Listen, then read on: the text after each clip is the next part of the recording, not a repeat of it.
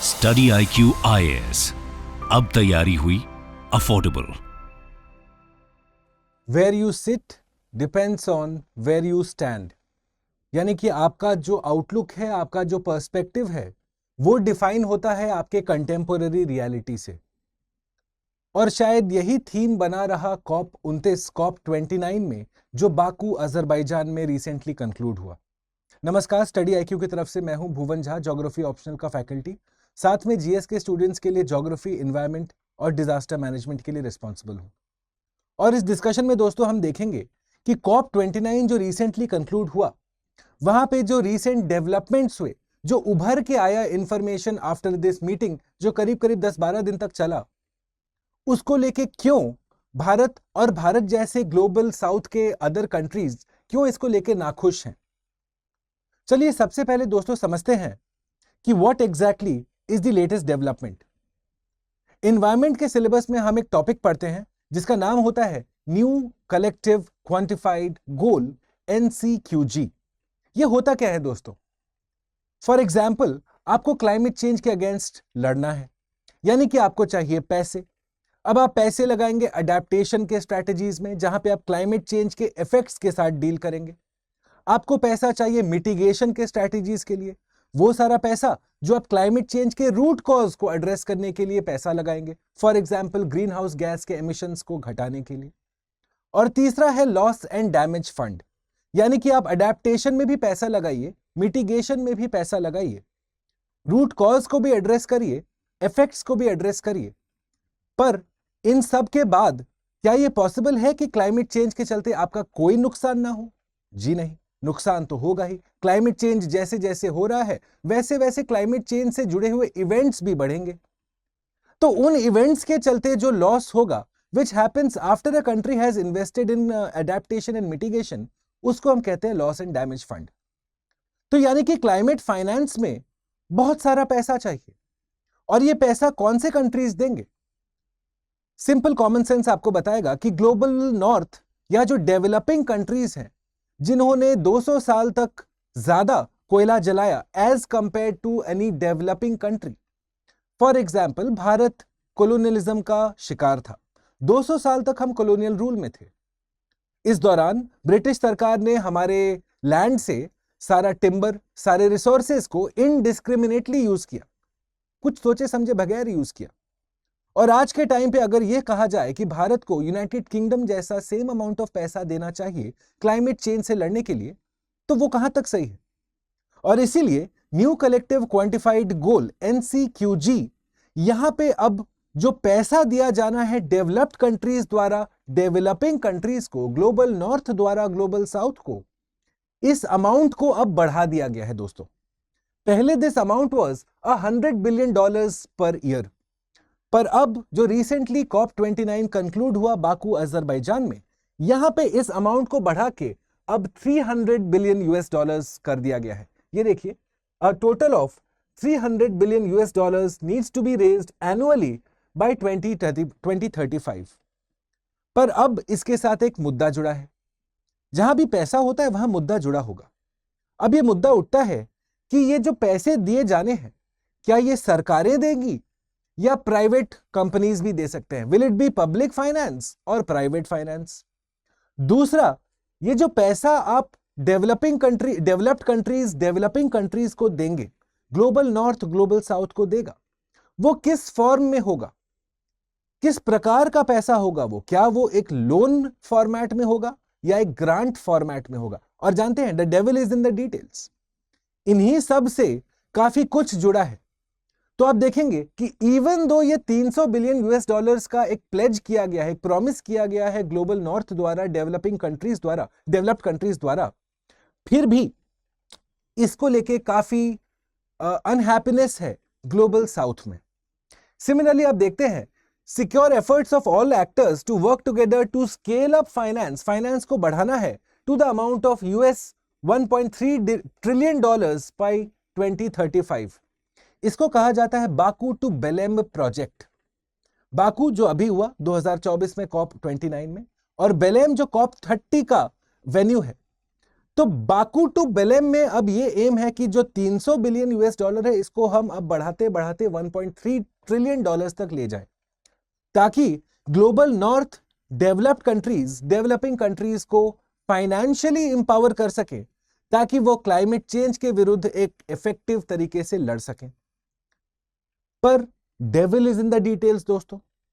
इसमें क्या देखा गया, अगर हम पास्ट ट्रेंड्स को देखें तो ये जो डेवलप्ड कंट्रीज पैसा देती हैं डेवलपिंग कंट्रीज को, वो देती हैं लोन फॉर्मेट में, ना कि ग्रांट फॉर्मेट में। अब डिफरेंस क्या है, लोन का पैसा आपको चुकाना पड़ेगा इंटरेस्ट सहित, ग्रांट का पैसा आपको वापस नहीं देना है, कोई इंटरेस्ट नहीं लगता है उस पर। तो अगर हम पिछले सालों का रिकॉर्ड देखें तो आप देखेंगे फ्रांस जो सारा पैसा अभी तक देता आया है under the collective quantified goals, उसमें 90% पैसा वो लोन के फॉर्मेट में देता है, यानी कि वापस देना पड़ता है, एक रेट ऑफ इंटरेस्ट भी है। सिमिलरली आप देखेंगे जापान 70% ऑफ जो भी वो पैसा अलॉट कर रहा है वो लोन फॉर्मेट में है। तो ये जो नंबर्स हैं, जर्मनी 52%, यूएस 31%, ये एक ही चीज बताती है दोस्तों कि क्लाइमेट फाइनेंस या न्यू कलेक्टिव क्वांटिफाइड गोल्स एनसीक्यूजी को कंट्रीज एक इन्वेस्टमेंट का तरीका देख रही हैं। फॉर एग्जाम्पल, एक केस स्टडी अगर मैं आपको बताऊं कि फ्रांस एक कंट्री में जाता है और कहता है कि हम आपके लिए एक ग्रीन इंफ्रास्ट्रक्चर बनाएंगे, एक रोपवे बनाएंगे हम आपके लिए। वो कंट्री काफी खुश हो जाती है, जो होस्ट कंट्री है, कि भाई हमारे यहां इंफ्रास्ट्रक्चर डेवलप होगा। पर उसके बाद एक कंडीशन अप्लाई आता है कि वो सारा इंफ्रास्ट्रक्चर जो आपके यहां आएगा वो बनेगा फ्रांस में, यानी कि जिस कंट्री में इंफ्रास्ट्रक्चर बनना है उसको कुछ फायदा नहीं हो रहा है।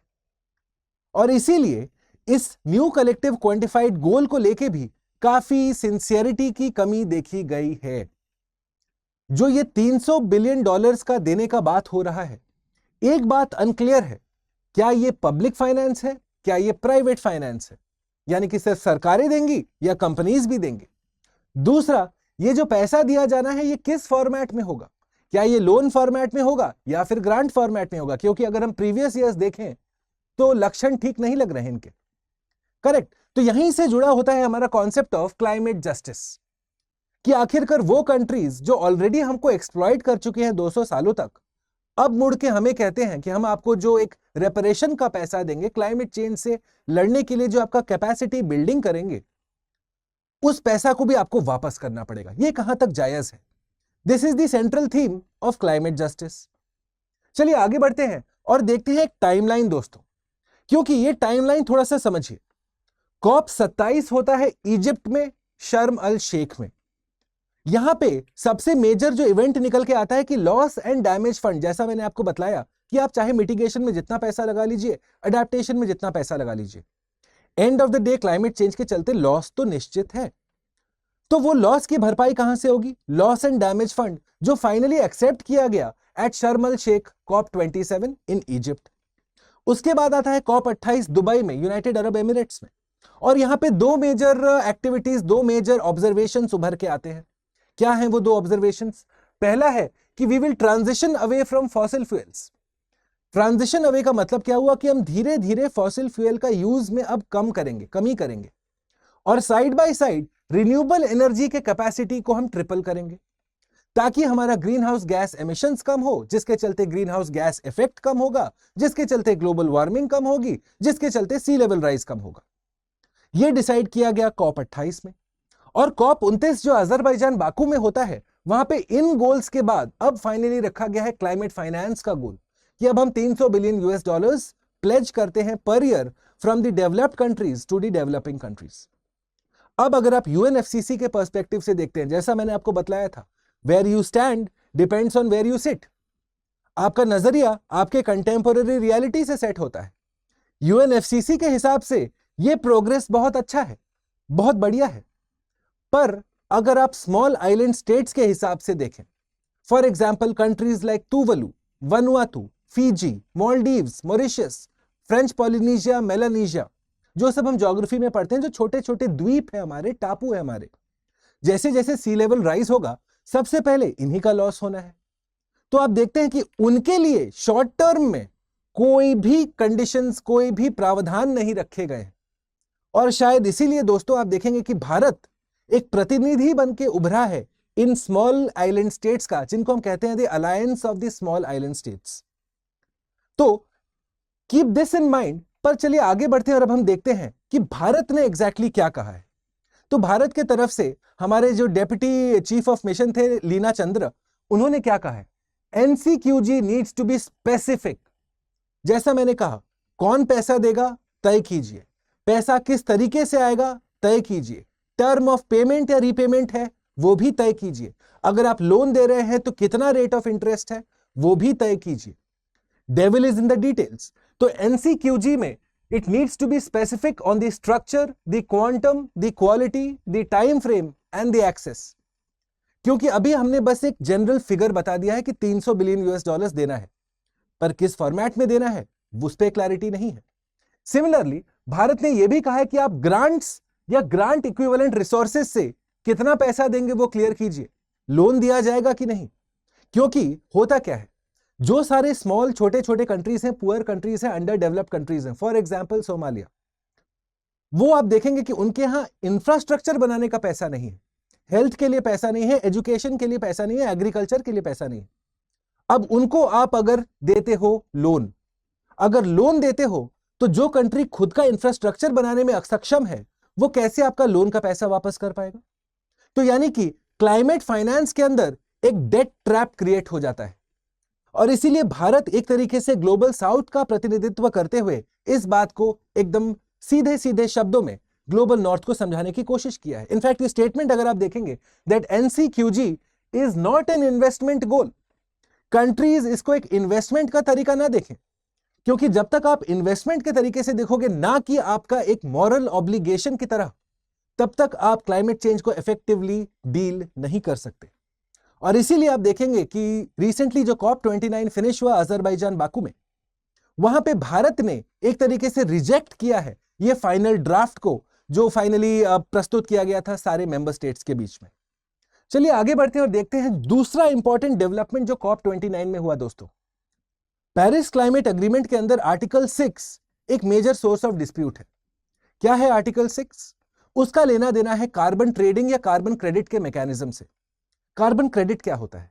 उसको हम मेजर करते हैं कि आप वो सारा मैकेनिज्म्स जिससे आप 1 टन कार्बन डाइऑक्साइड या तो घटाते हैं या रिड्यूस करते हैं अपने एटमॉस्फेयर में निकलने से, तो वो हुआ एक कार्बन क्रेडिट। अब वैश्विक स्तर पे ये माना जाता है कि आप कार्बन क्रेडिट और कार्बन ट्रेडिंग के मैकेनिज्म से ग्लोबल वार्मिंग और क्लाइमेट चेंज के विरुद्ध पैसा उठा सकते हैं। इसमें 3 इंपॉर्टेंट आर्टिकल्स हैं। आर्टिकल 6.2 जिसमें आईटीएमओज की बात होती है। क्या है आईटीएमओज? चलिए देखते हैं। ITMOs are internationally transferred mitigation outcomes. इसका अर्थ क्या हुआ कि आप एक आईटीएमओ सेल करिए और आपको बदले में मिलेगा फाइनेंशियल सपोर्ट। सो यहां पे बायलैटरल तरीके से चलेगा, एक होस्ट कंट्री होगा, एक बायर कंट्री होगा। This is the bilateral mechanism of carbon trading. Similarly next है हमारा मार्केट और नॉन मार्केट मैकेनिज्म, आर्टिकल 6.4, और इसको लेके काफी द्वंद है, क्योंकि यहां पे अब एंटिटीज हैं 2 जिनके बीच में अब ट्रांजैक्शन होना है। और ये किस लिए होता है? ताकि आपके नेशनली डिटरमिन्ड कॉन्ट्रीब्यूशंस एनडीसीज को आप अचीव कर सके, जो वॉलंटरी नेचर होते हैं, नॉन बाइंडिंग होते हैं। एनडीसीज का मतलब क्या है? Nationally determined. एक कंट्री खुद से डिटरमिन कर रहा है कि वो क्या सारे स्टेप्स ले सकता है ताकि वो क्लाइमेट चेंज के विरुद्ध अपना कंट्रीब्यूशन रजिस्टर कर सके। अब उसमें कहा जाता है कि ये कार्बन ट्रेडिंग से आप वो सारा फाइनेंशियल रिसोर्सेज उठा सकते हो जिससे आप अपने एनडीसीज के टारगेट को अचीव कर सकते हैं। फॉर एग्जाम्पल, रिसेंटली हमने देखा है कि भारत ने अपना अपडेटेड एनडीसी सबमिट किया है यूएनएफसीसी में, राइट? तो अब आप क्या देखते हैं, इसमें मुद्दा क्या उठता है कि आखिरकार किसके एनडीसी में काउंट होगा? क्या बायर के एनडीसी में काउंट होगा या सेलर के एनडीसी में काउंट होगा? कहीं डबल काउंटिंग तो नहीं होगी? सिमिलरली इसके ट्रांसपेरेंसी, अकाउंटेबिलिटी कौन इंश्योर करेगा? आखिरकार कोई अग्रीमेंट हो रहा है, ऑन द ग्राउंड कितना हो रहा है, हो भी रहा है कि नहीं हो रहा है? There needs to be a regulatory body. So who will do it? Similarly आता है आपका आर्टिकल 6.8 जो है नॉन मार्केट मैकेनिज्म, यानी कि यहां पे आप कैपेसिटी बिल्डिंग, मिटिगेशन, अडेप्टेशन में पैसा लगाते हैं। इसको लेके भी काफी द्वंद है। तो अब क्या देखा गया दोस्तों, हाल ही में COP29 जो कंप्लीट हुआ, यहां पे अब आर्टिकल 6 को लेके एक रफ अग्रीमेंट अब तैयार हो गया है। अब रफ अग्रीमेंट में क्यों कह रहा हूं? क्योंकि once again devil is in the details. यहां पे इस बात पे क्लैरिटी नहीं है कि डबल काउंटिंग हम कैसे अवॉइड करेंगे। जो एक रजिस्ट्री होगी वो कौन बनाएगा, कौन उसका मेंटेनेंस करेगा, कौन ट्रांसपेरेंसी अकाउंटेबिलिटी मेंटेन करेगा, उसके बारे में भी क्लैरिटी नहीं है। तो वंस अगेन COP29 में ये तो हो गया कि हाँ भाई आर्टिकल 6 पे अब हमारी सर्वसहमति है, पर सर्वसहमति के बाद अगर कुछ गलत हो जाता है उसके लिए क्या प्रावधान है, उसके बारे में कुछ नहीं बताया गया है। इसीलिए आप देखेंगे न्यूज़पेपर्स में लिखा हुआ है कि ये काउबॉय अप्रोच है, जबकि अभी हमें चाहिए एक शेरिफ वाला अप्रोच। काउबॉय अप्रोच मतलब आप कैवलियर अप्रोच के साथ बढ़ चले हो, बहुत जोश के साथ बढ़ चले हो, पर आपने डिटेल्स स्पेसिफाई नहीं किए हैं। और जब तक आप डिटेल स्पेसिफाई नहीं करेंगे तब तक इसका ऑन द ग्राउंड इंप्लीमेंटेशन कितना होगा कितना नहीं होगा ये तो वक्त ही बताएगा। चलिए एक और चीज देखते हैं दोस्तों कि आज के टाइम पे COP29 से क्यों लोगों का विश्वास उड़ रहा है।